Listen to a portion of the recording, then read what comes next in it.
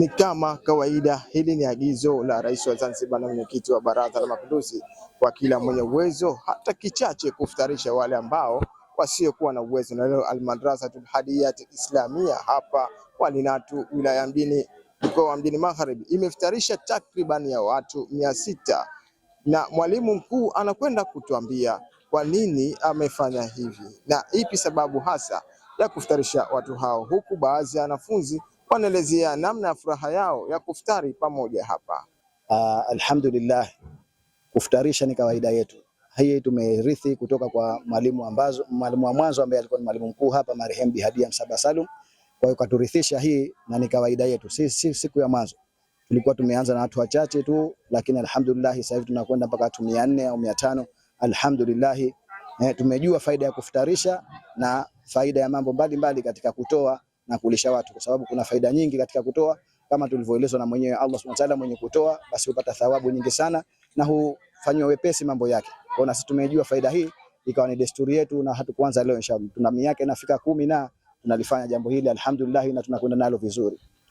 Tunawaambia tu wenye uwezo waione faida ya kutoa. Ndugu zetu Waturuki alhamdulillah wamejua faida ya kutoa. Tunaona wanakuja mpaka kwetu Zanzibar, wanatoa, wanajenga visima, wanajenga madaris. Kwa hiyo kutoa ni jambo moja muhimu sana.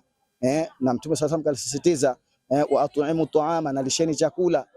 Kulisha ni katika jambo muhimu sana.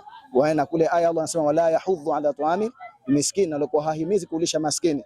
Kwa hiyo faida ya kulisha ni kubwa sana. Kwa hiyo wenye uwezo wasiwe nyuma na hili, wasifanye uchoyo, wasifanye bakhili, wajaribu kutoa. Kama hawawezi watafute taasisi au madaris waweze kufanyiwa jambo hili, itakuwa ni sahali kwa wao insha Allah.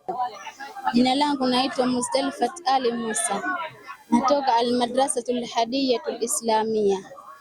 Nimekuja kwa ajili ya futarisho, na futarisho yetu alhamdulillah tumefutari salama salimini, na wageni walioalikwa alhamdulillah wamekuja, na sisi sote tumefurahi kwa uwezo wa Allah. Kwa majina naitwa Ukti Saida Masudi Hamudi kutokea Al-Madrasatul Hadiyat Islamia.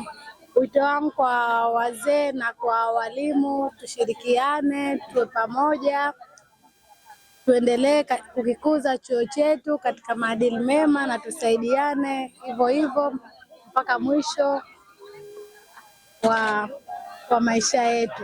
Ninajisikia vizuri kwa sababu watu wamefurahi, tumejumuika kwa pamoja kama familia au kama ndugu, kwa sababu tunakuwepo walimu wachache chuoni, lakini siku iftari tunakuwepo walimu wote na wanafunzi. Kwa hiyo tunakuwa umoja na mshikamano na kuwepo juu yetu.